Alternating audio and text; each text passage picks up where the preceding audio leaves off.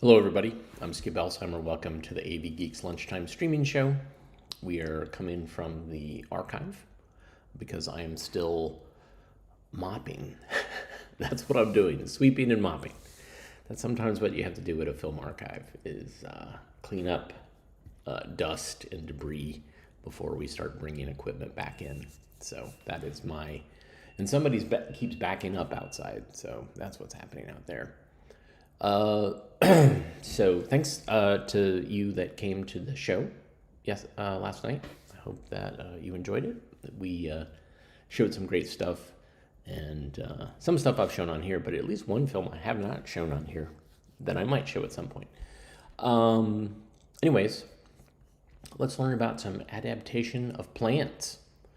And what's great about this is that this is not the first edition. This is the second edition.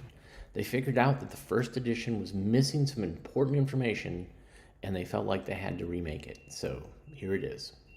Beep, beep, beep.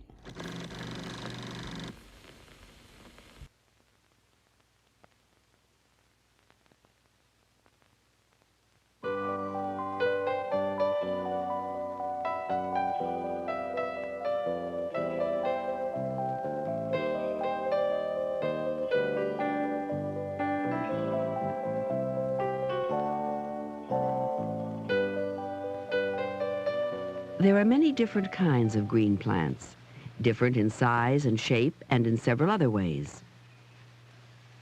These differences are called adaptations. Adaptations help each kind of living thing to survive in its own environment. In order to understand the many different adaptations of plants, we first need to remember one way in which all green plants are alike. All green plants are able to make their own food. That means a green plant is different from a fungus like the mushroom. A fungus is sometimes considered to be a plant, but it can't make food the way a green plant does. Usually, the leaves are where most of the food is made. A green plant combines carbon dioxide gas and water to make a simple sugar. To do that, the plant needs energy, and it gets that energy from light. All green plants make food in the same way, but each type of plant also has other special adaptations. Some adaptations help a plant to grow in a particular place. Some plants are especially adapted to a water environment. Water lilies, and some other plants, depend on the water to support their weight. A water lily has large leaves adapted for floating on the surface of the water, where they can collect the light energy needed to make food. There are many other plants that are adapted for growth in moist places on land. Most of these plants have stems that are strong enough to support their weight. There are some plants, like this morning glory, that have weak stems. But these stems have an adaptation that helps them find some other kind of support. This action is being speeded up in the camera. The stem moves back and forth until it touches something, and then it winds itself around the object and uses it for support.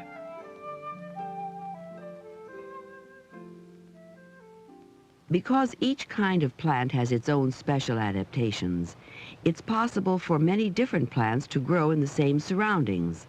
In a forest, for example.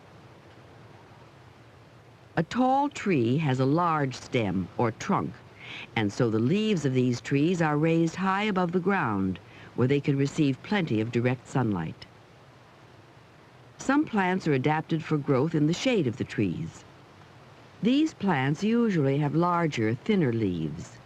That's an adaptation that helps them to collect more light energy. Forest plants like these can grow only in places where there is plenty of rainfall. But there are other plants that are adapted to the dry climate of the desert. Most kinds of cactus have no leaves at all, and that helps to save water. Large leaves would give up too much water to the air. But even without leaves, a cactus is able to make food. The food is made in the stem, and because the stem is soft and spongy, it can also store a lot of water. These adaptations help a cactus plant to survive for several months without rain. When a rainstorm does come to the desert, it usually doesn't last very long.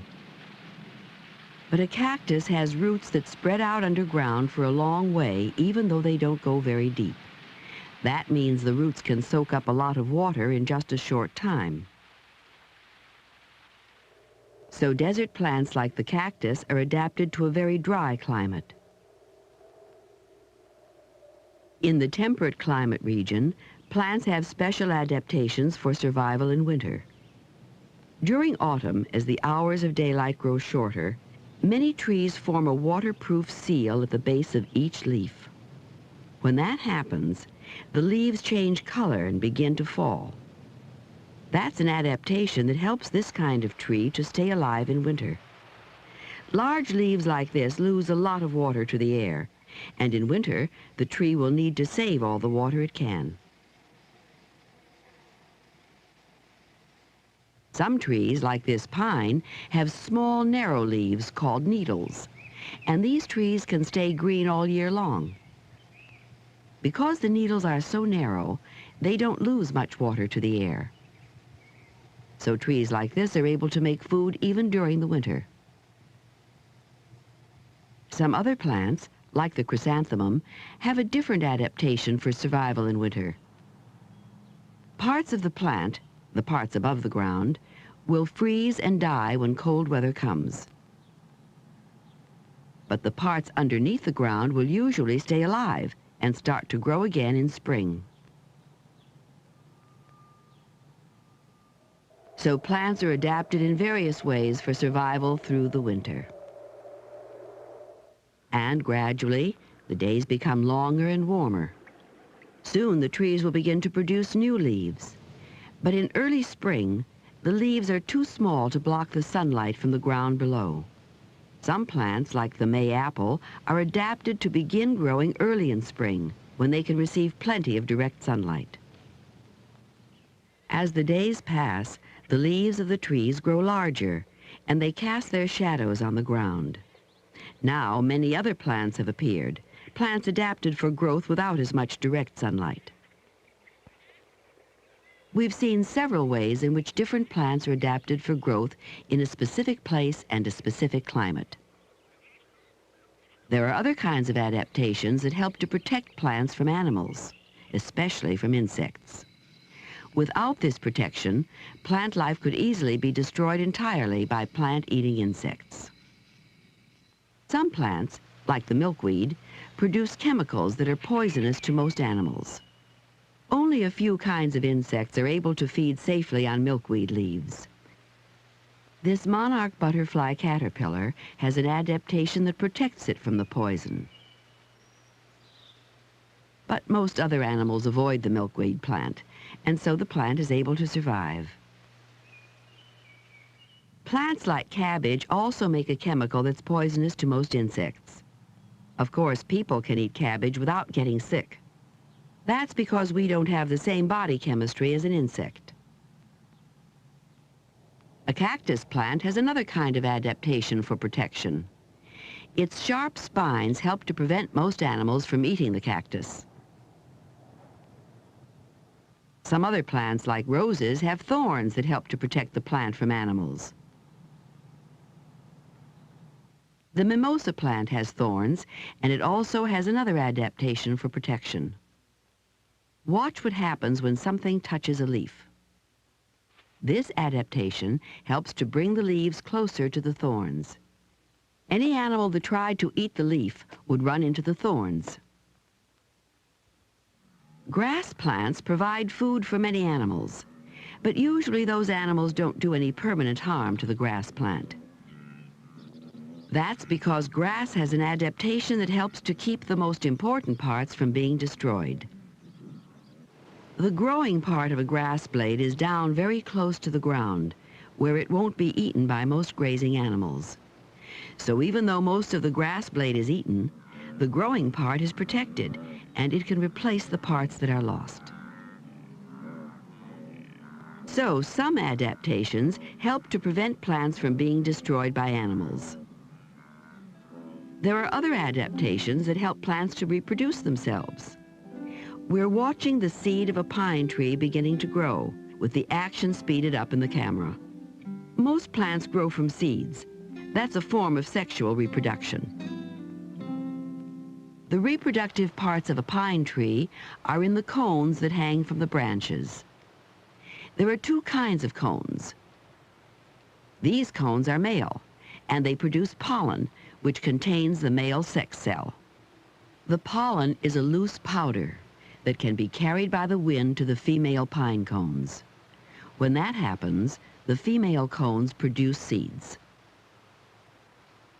There are several kinds of trees that make seeds in cones, but most plants don't have cones. Most plants have flowers instead, and the flowers are where the reproductive parts are located. Some plants, like this rice plant, have small flowers that aren't very colorful. This kind of plant depends on the wind to carry its pollen. But many plants have large, beautiful flowers. This action is being speeded up in the camera.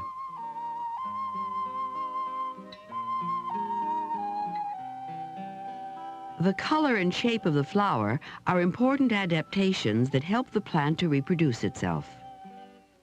Plants like this depend on certain kinds of animals to carry their pollen, and their flowers can be seen easily by insects or birds. The flowers also produce a sweet liquid called nectar. Nectar is used as food by some birds, including the hummingbird. And some insects also feed on nectar. These flowers make a pollen that is very sticky. When an insect or bird comes looking for nectar, the pollen will stick to the body of the animal. Then, when the animal visits another flower of the same kind, some of the pollen will rub off, and the plant will be able to make seeds. Some flowers, like the vetch, are adapted to take advantage of the body shape or habits of a certain insect or bird. A bee usually lands on the lowest petals of a flower, and when those petals are pressed down, the vetch flower releases pollen. Some of the pollen sticks to the bee and will be carried away to another flower of the same kind. The shape of an iris flower helps to make sure that its pollen will be carried away. A bee has to crawl deep into the flower in order to get the nectar. This means that the bee is sure to rub against the parts of the flower that make pollen. The flowers of a plant last for only a short time. When the plant is ready to make seeds, parts of the flower wilt and fall off. The part that's left will grow into the fruit of the plant. Inside the fruit are the seeds that can grow into a new plant. Some plants produce their flowers only in spring, some only in summer, and some only in autumn. That means that all of the plants are not competing at the same time for the attention of the animals that carry their pollen. And so we've seen several different adaptations of plants, adaptations that help a plant to reproduce itself. Adaptations that help to protect plants from being destroyed by animals, and adaptations that make it possible for a plant to grow in a certain kind of place. Many different kinds of plants can live together in the same surroundings because each kind has its own adaptations that help it to survive in its own special way.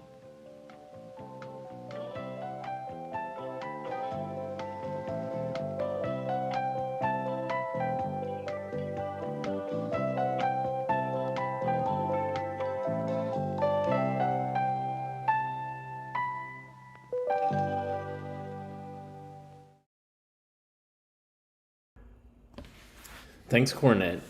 And this is during the time that Cornet was owned by Simon and Schuster, the publishing company. And then I guess they got spun off again. Okay, what do we got? Yeah, all right. So we've been working with getting some new Prelinger stuff uploaded. That first home movie was from that. These next two films actually are also from this stuff we've recently uploaded. This one is, I feel like this is part of that series, that AIT series that we've shown something from, but it's a little bit different. This one's called Choice. Enjoy.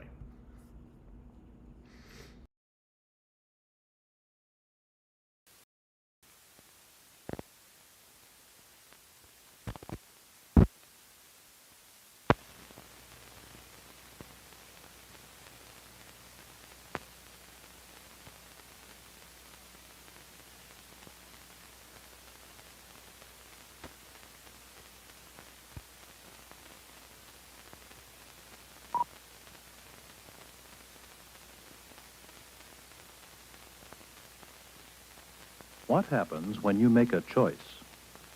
Choosing one thing often means giving up something else. Watch for the choices made in this program and watch for what is given up. The Canadian Foundation for Economic Education and the Joint Council on Economic Education present Trade-Offs.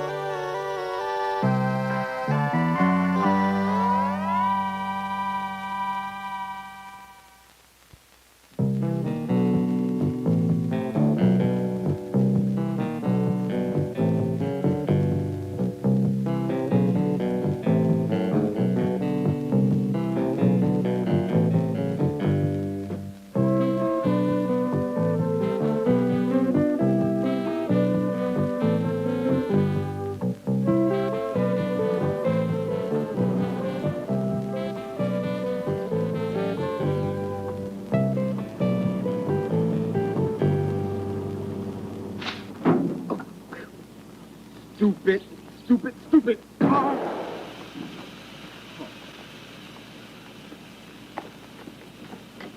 Say, why'd you keep the tire like that? Because I like kicking my tires, if that's all right with you. Can I kick it too? Nah, I'm the only one that can kick my tire. Look, the car's in park and the brake's on. So get inside and rev it up, okay? Okay. Murph says he's changed his mind. Now you guys are going to take me with you to the game on Friday. No, he didn't. Oh, yes, he did. He told me. He said he didn't want to be a crummy brother and not take me to the game. Sure.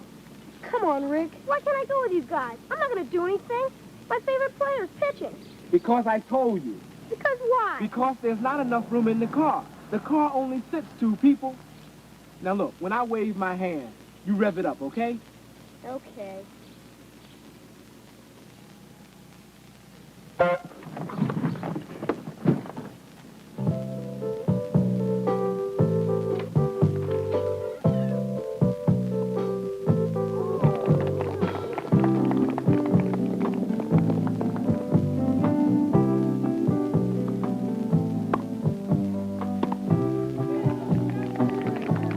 Game, set, match, Drake, black and off.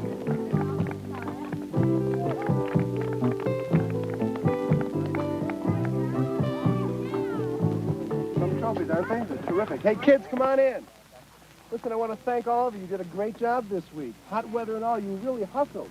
Moved the tournament along terrifically. I got a big surprise for you. All the people at the club are going to send each and every one of you on a free trip to King's Dominion Park. How's that? All right. How about that? Oh, wow. Isn't that great? Each one of you is going to receive tickets worth $6, and all you have to do is go home and tell your folks about it and get their permission, and then have them call me sometime very soon, okay? The next day or two, no later, and then the trip will be on Friday, okay? So King's Dominion it is, and it's just our way of saying thanks for all your help. We really appreciate it. Let's go in and get something to eat before the club guy gets here to pick us up. You just had 3 donuts. That was over 5 minutes ago.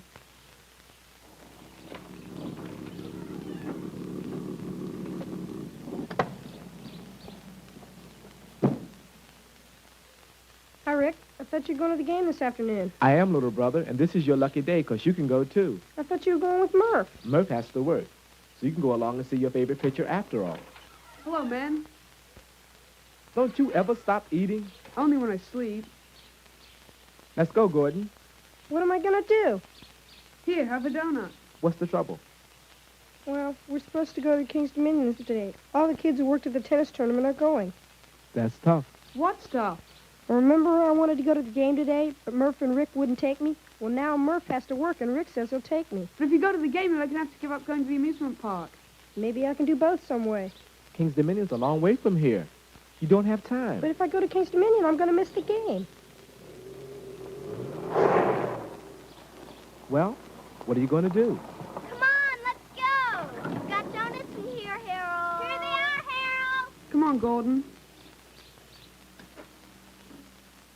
King's Dominion or the ball game? I have to make a choice.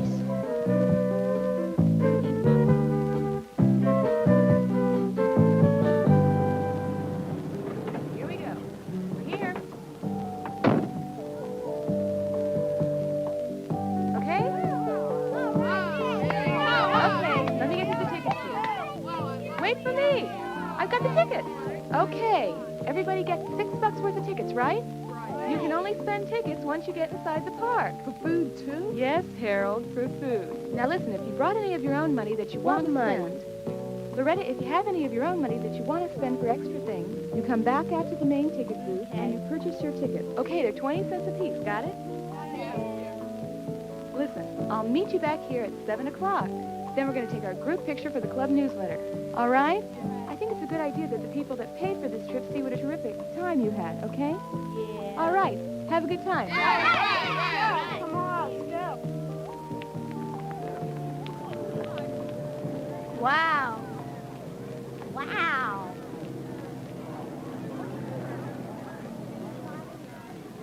Hey, wait up a sec. Let's get some taffy apples. Harold. Oh, come on, Harold. We've used up 4 tickets on popcorn and cotton candy. We just got in here. But I'm beginning to feel lightheaded. I need a taffy apple. Go ahead, Harold. We'll wait for you. No, we won't. You can't eat like a horse and go on all the rides with that. You don't have enough tickets. Yeah, that's right. We're not going to wait for you all day long. Eat your dumb candy apple. Come on, Harold. You can make it. I want a taffy apple, but they won't wait for me. I'll have to make a choice.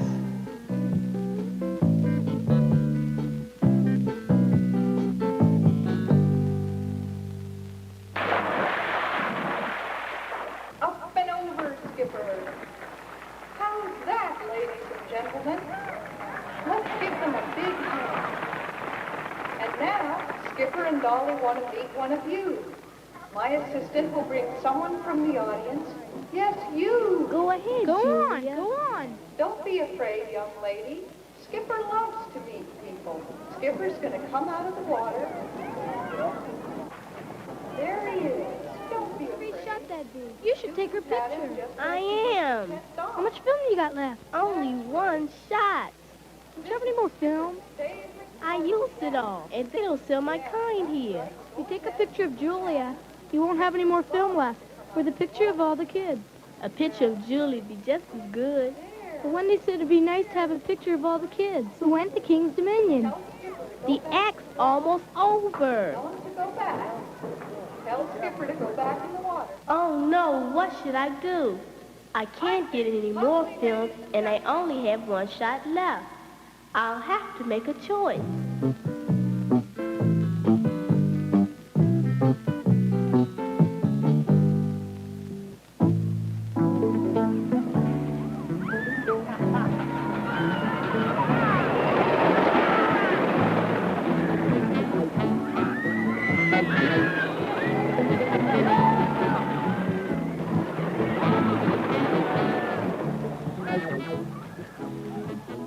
I still have 15 tickets. I'm going to take this ride again. After this ride, I'll only have 12 tickets left.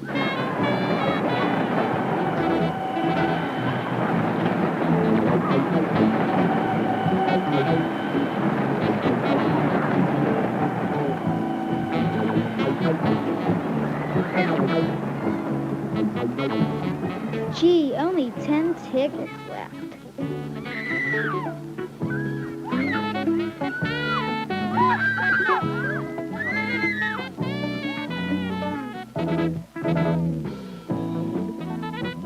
Woo! That was a lot of fun. Yeah, I'd like to do that again. Maybe so.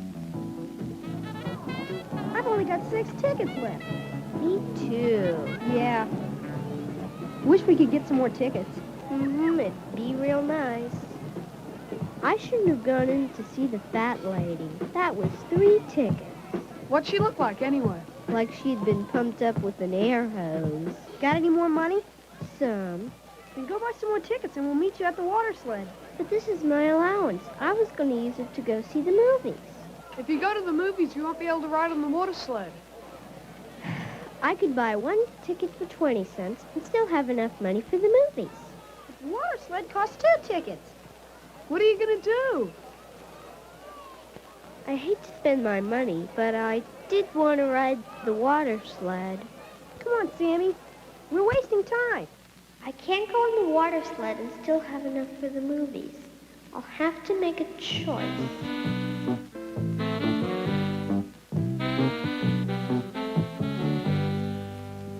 That wasn't scary at all. That's because you had your eyes closed. Hey, you guys! Did you ride through Lion Country yet? It's really neat. Yeah, that was really fun. But it's 6 o'clock. You think that we can ride this before Wendy comes back to pick us up? Why not? We got enough time. Okay, let's go. Come on. Let's go. Hey, let's get some hot dogs when we get down. Are you still hungry? I can't help it if I never get full. You don't have enough tickets. I have 2. But the Dodger cars cost 2. You buy another hot dog, you won't be able to go. I could buy 2 hot dogs. Haven't we been through this before? Look, if I go on the dodging cars without a hot dog, I may starve before I get off. I don't care anymore. Buy 1,000,000 hot dogs. Yeah, we'll see. Wait, you don't understand. This is a hard decision. They're all going on another ride. I'll have to hurry up and make a choice.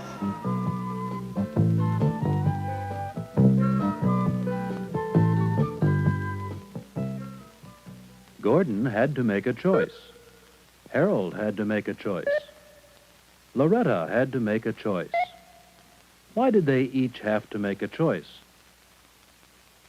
Gordon had to make a choice because he had only so much time. Harold, because he had only so many tickets. And Loretta, because she had only so much film. If Gordon used his time to go to the ball game, he couldn't use this time for anything else. If Gordon went to the ball game, he had to give up the opportunity to go to the amusement park. If he used his time to go to the amusement park, he had to give up the opportunity to go to the ball game. Gordon chose the amusement park. Missing the ball game was the opportunity cost of going to the amusement park. Harold had to make a choice to use his tickets for food or for rides. He didn't have enough tickets for all of the food and all of the rides he wanted.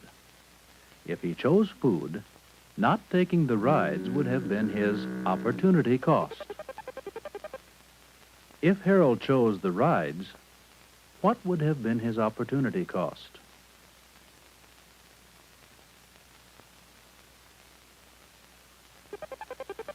Loretta had to make a choice to use her last shot to take a picture of Julia with the dolphin or to take a group picture for the tennis club.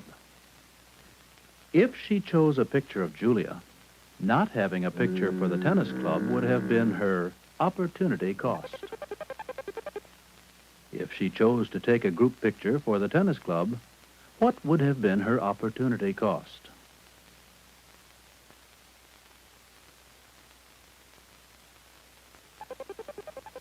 All choices have an opportunity cost.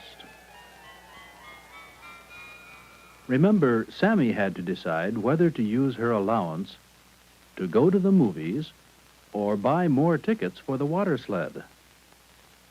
If she chose the water sled, What would have been her opportunity cost?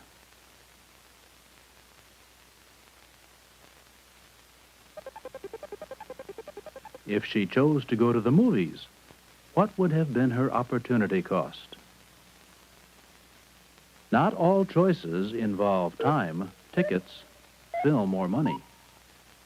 Watch. I'm getting hungry watching you. So stop.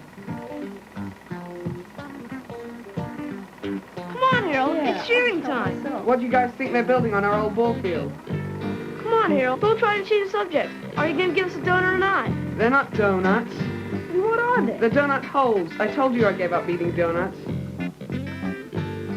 Gordon, catch. Joe, look Hey, out. give me those. Never. Hey, hold it. What's it all about, fellas? We're sharing some donuts with our friend Harold Yeah, here. he's very Sure, generous. want some? Yeah, why not? They look good, thanks. Thanks, Harold. I'll take one, too. Here. The rest are yours. Show up the build donut factory. What are they building in there? Take a look and see for yourself. Give me a Wait, look. first, Let get out me of the way. see. Come on, let me in. I gotta see this.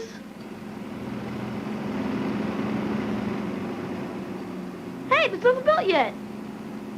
Hey, I'm still looking. Oh, yeah? You've had a turn. Just a lot of steel and cement mixers and workman stuff.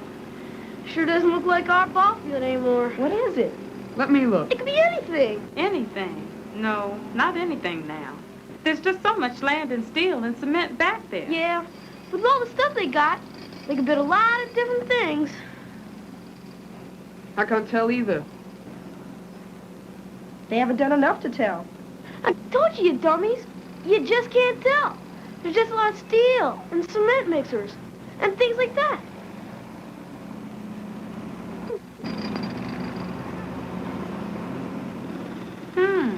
They're really making progress, though. Progress? Progress on what? What do you think? Well, if I had to make a choice, I'd say it should be a new movie theater. Then we could go to the movies more often because it would be so close.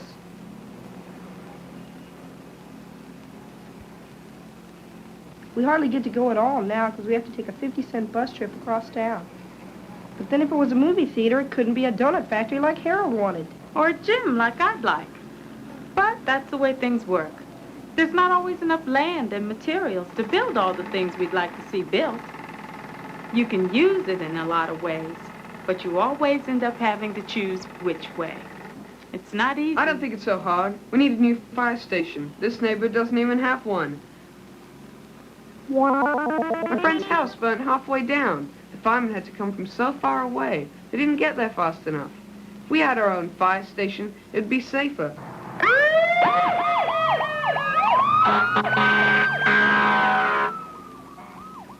I'd even give up a new donut factory for a new fire station. Fires are too scary. Hey, but if we had a new fire station, we'd have to be giving up getting a new office building. There aren't many around here now. And if this was going to be one, my mom could move her office. Then it wouldn't take her as long to get to work. She'd be saving a lot of time. And she'd get home earlier, too. A fire station's much more important than an office building. Being safe's much more important than saving a little bit of time. Wait a minute now. No matter what they build in there, they can't build the things that we'd all like to see built, as important as they may seem to us. If we build an office building, it's just going to cost us a fire station, that's all. Or a new movie theater. Or my gym. It's already cost us our ball field. Well, now, the people who bought this land and provided all this steel and concrete had a particular purpose in mind. They can't make things everybody wants, right? So if you were deciding, how would you make the choice?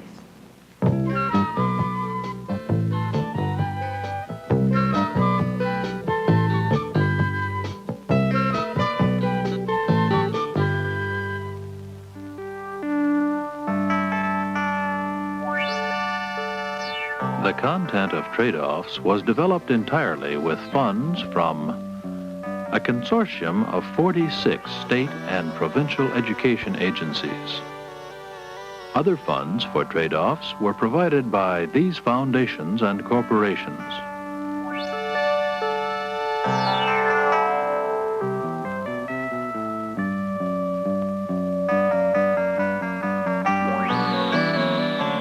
This program was produced by EFC, Educational Film Center, Northern Virginia Educational Telecommunications Association. Animated segments produced by Goldschall and Associates. Under the supervision of AIT, the Agency for Instructional Television.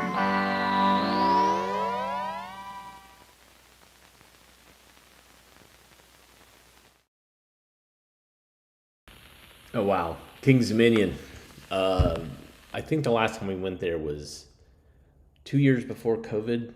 And so I took my nephew and my assistant, and we went and rode roller coasters all day.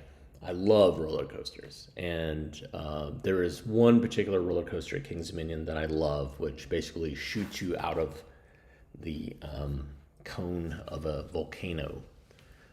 And it's old. It's an old roller coaster, but it is still has long lines and is still a lot of fun. And I haven't really found a roller coaster that matches how much I love that one.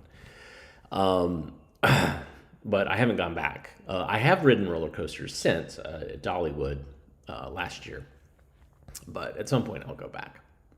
But yeah, big fan of King's Dominion, and I don't know why they wasted tickets watching that Marine show. Like that doesn't exist there anymore. There is a water park there, which has some water slides. It's not as good as ones that are their own entity, but anyways, yeah, so much more information than you need to know. But King's Dominion, yes, I have taken people on my team there for a field trip. Okay, because it's only like 3.5 hours away, I think. It's not that far. Carowinds is too far, and it's not as good. All right, one last film. This is part 1 of a film called Elementary School, and I think this is also from Virginia, just coincidentally. And this is from the Predator collection. Enjoy.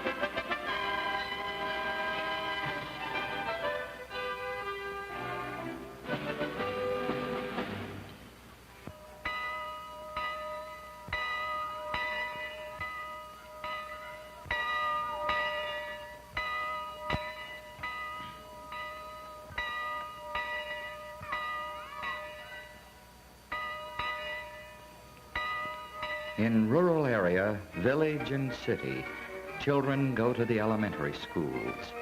500,000 children to the elementary schools of Virginia.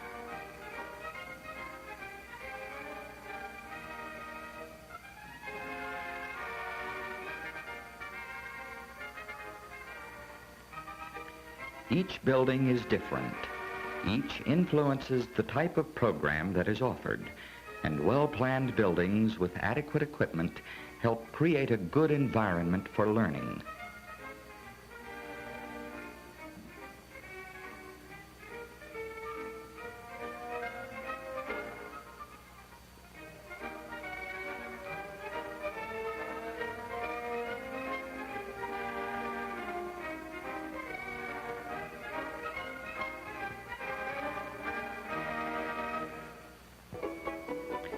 Inside the school building, the quality of living reflects the plant and the use which is made of the plant. With adequate storage space, it is easy for teacher and children to practice orderliness and good housekeeping.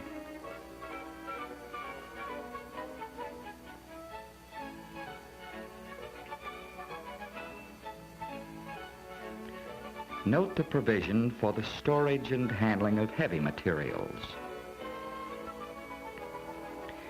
This teacher uses a built-in desk, which has sufficient space for supplies. Movable furniture makes for flexibility and enables children to rearrange their room and adapt it to various kinds of activities.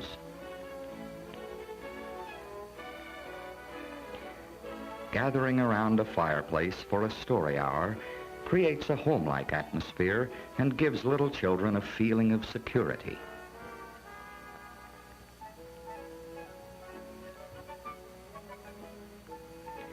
In an old building, a teacher puts a once popular speaking platform to constructive use. She uses it to extend working space so that she can work with small groups for special purposes. The teacher of this primary class has arranged her room to provide for many different interests.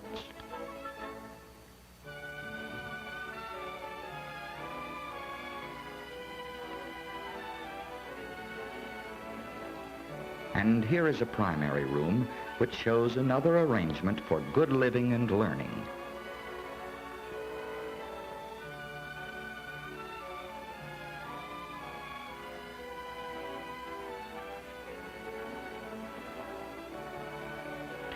Children's individual interests and abilities are being challenged through opportunities for quiet study, art expression, construction, and exploration.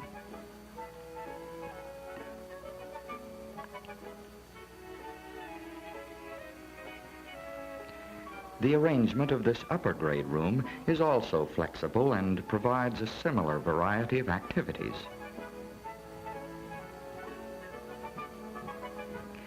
Friendliness, independent work, and cooperation characterize a good classroom.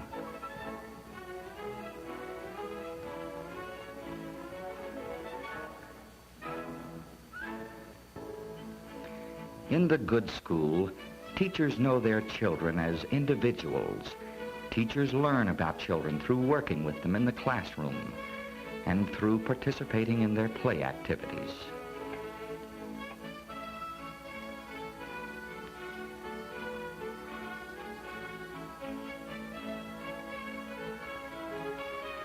This teacher uses an additional means of learning about her pupils. She confers with the children's former teacher to learn about their previous school experiences. Records give her a picture of each child's growth and progress.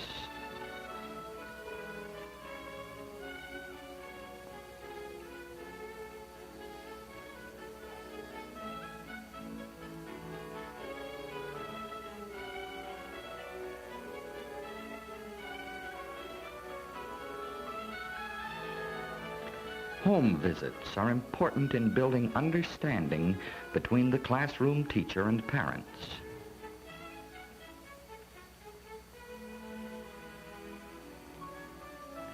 Special days are set aside in this school for parents to visit and confer with the teacher about the progress their children have made. Each child shows his parent his own work, and the teacher moves from group to group discussing individual problems.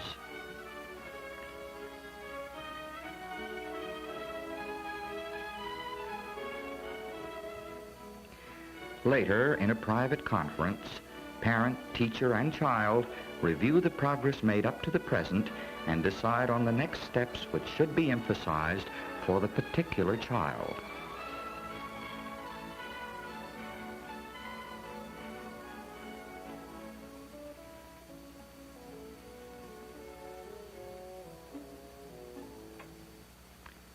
Social relations play an important role in the school environment. Children act as hosts and welcome parents when they visit the school. Parents are frequent guests in this cafeteria and help make the lunch hour an enjoyable experience.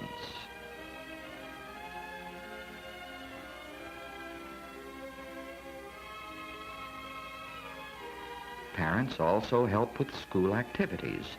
Here, a parent who has had library training is assisting the school librarian by working with students in the processing of books.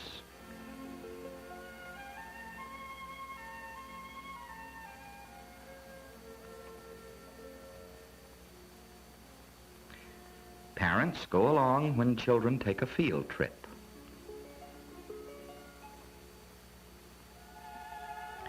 Interested parents meet with the supervisor and members of the school staff to discuss problems of mutual interest.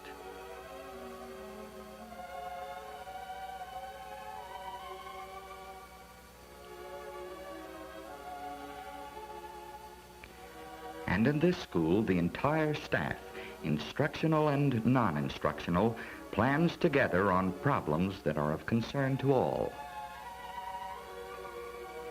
This principal arranges a place where the teachers can meet informally before the children arrive.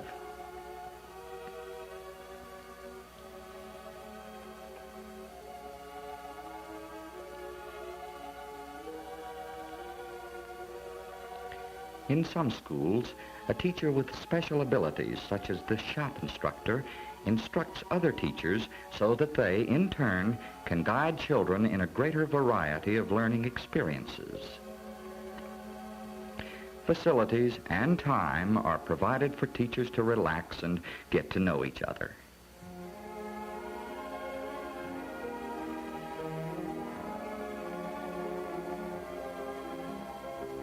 The relationship between this principal and her pupils is friendly and warm.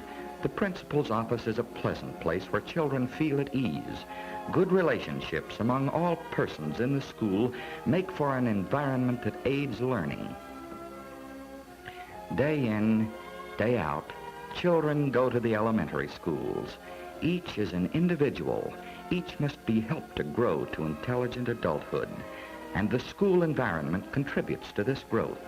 When the environment includes adequate plant and understanding of children and good relationships, it serves as a background for effective learning.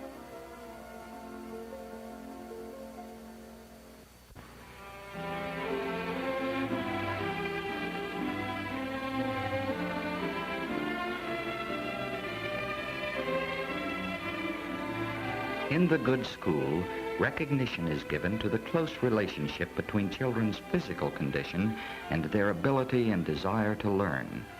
Here, the children participate in keeping records and taking measurements as part of a periodic classroom checkup.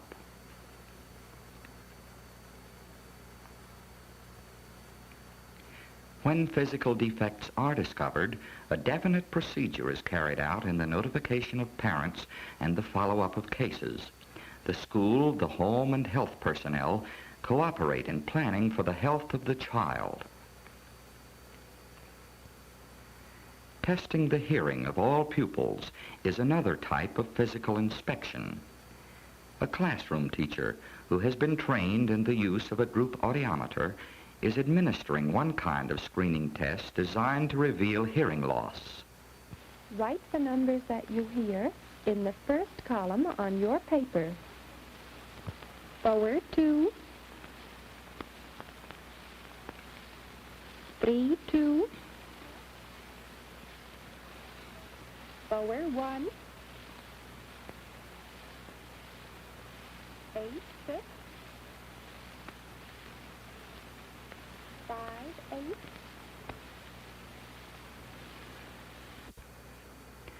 As a result of further individual testing and continuous observation, the teacher changes the seating arrangement to accommodate children with hearing losses. A pure tone audiometer test and a medical follow-up showed this boy's hearing deficiency to be so extensive that a hearing aid was prescribed. In this instance, the nurse helps him follow through on the instructions for using the new hearing instrument. The boy now is able to take a more active part in class activities and experience greater success in his schoolwork.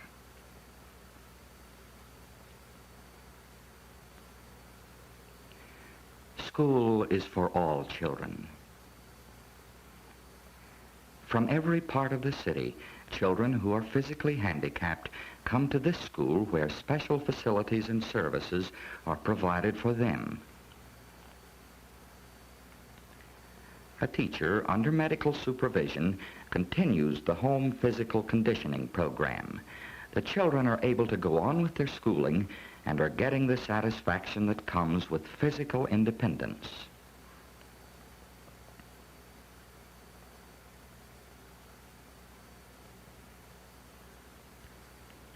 In this classroom, some of the activities are designed to help children with muscular difficulties develop those skills necessary for meeting their daily needs.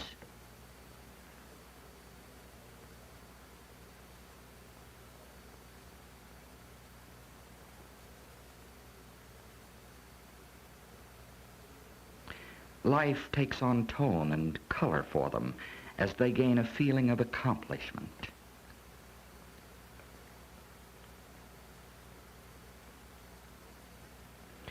This boy is confined to a wheelchair, but he participates in many of the activities of his regular 6th grade class.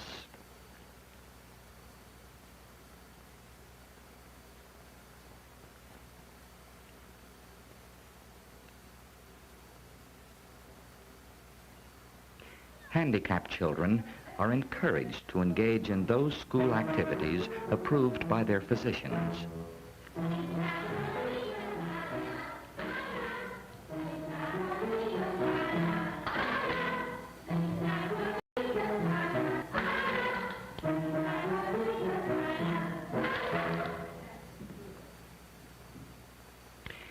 In schools where attention is given to the use of appropriate health facilities, children practice healthful living in natural ways.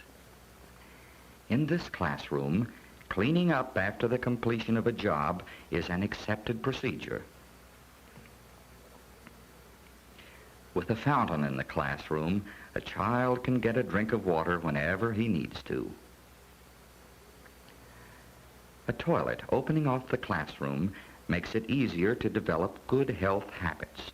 A normal situation is provided for the use of toilet and hand washing facilities.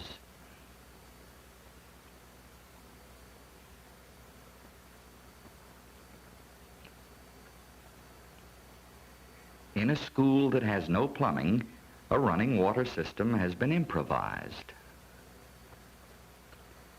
Hand washing at lunchtime becomes a cooperative undertaking.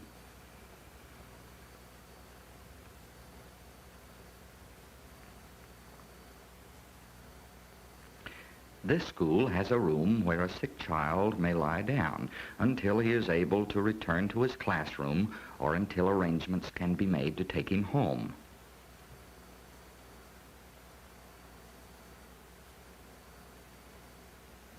Under teacher supervision, children learn how to care for simple injuries. And these upper grade girls are getting instruction in first aid and the principles of bandaging.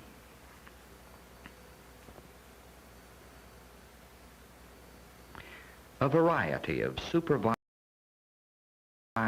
planned by teacher and pupils helps children grow strong and achieve muscular coordination.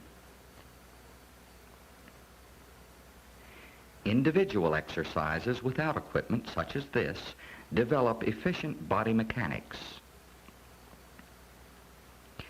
Here, children are engaged in individual activities by means of which they acquire balance, agility, and endurance.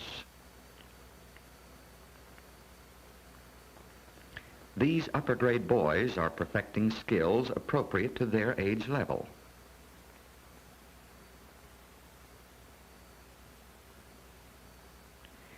And these upper grade girls are developing skills suitable for them through a game. Many developmental and social values are learned through games. In games like this, children learn to judge distances, move with speed, catch and throw. They learn to observe the rules of the game. In this relay, the children learn the importance of cooperation. Activities of this type develop team spirit. One person alone can't win the game.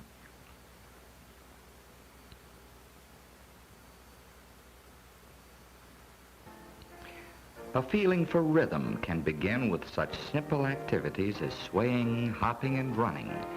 Children interpret the music and respond with their entire bodies.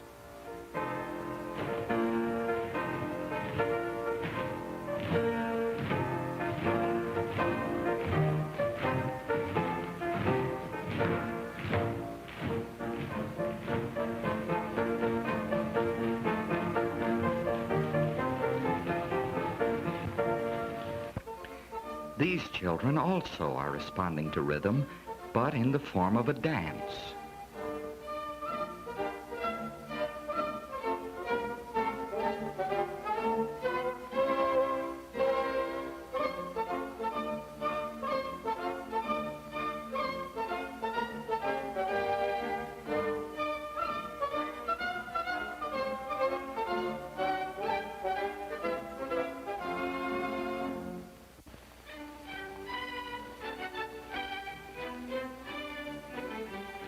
Learning about nutrition and acquiring good food habits are a part of every good school program.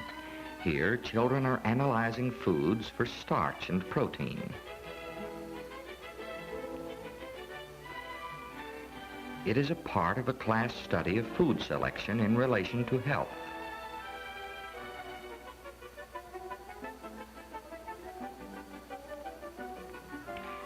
A mid-morning lunch is an important factor in the physical development of many young children.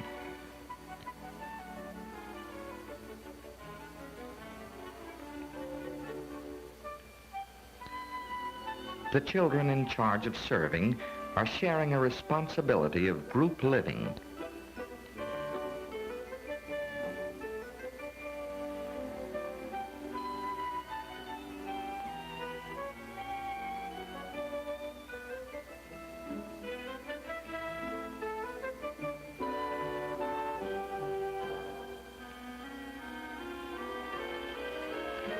This school has a kitchen, but no central serving area.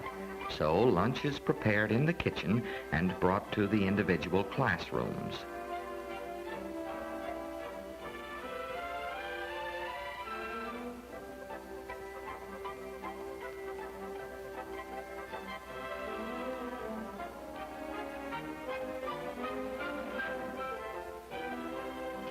Upper grade children share in the responsibilities of this school cafeteria, and at the same time, they have an opportunity to learn food combinations which contribute to an adequate diet.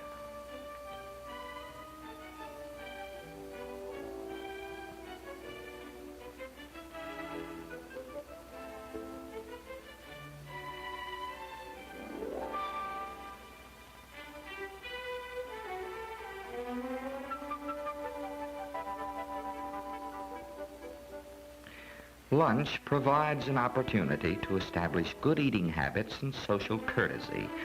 Lunchtime is get-acquainted time.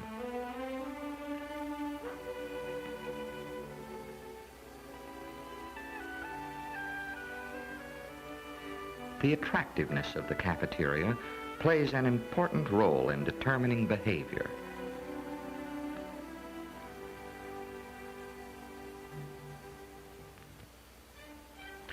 Relaxation is important for all children.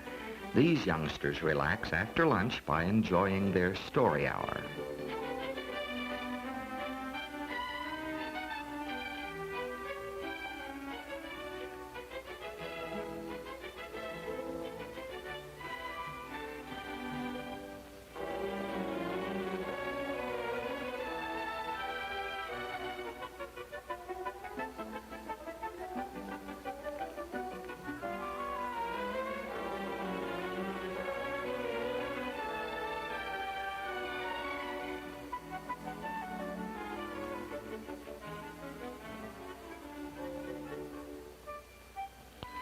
Now the children prepare for their nap. Note that each child has his own individual storage space for the blanket when it is not in use.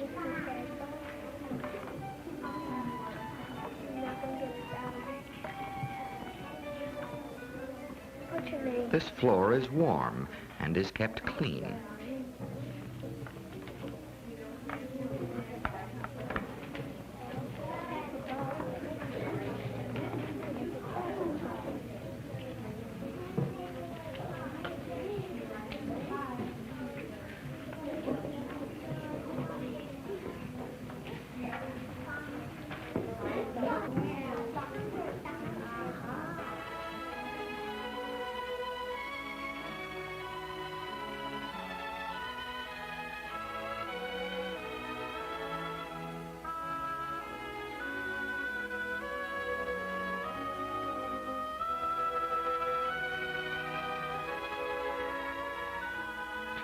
Older children need rest also, and these upper grade pupils relax by resting their heads on the desks.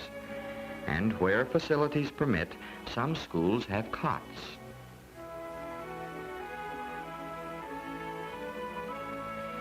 The good school is concerned with all factors that influence a child's physical fitness, for it is recognized that the child's whole life picture is closely identified with his health.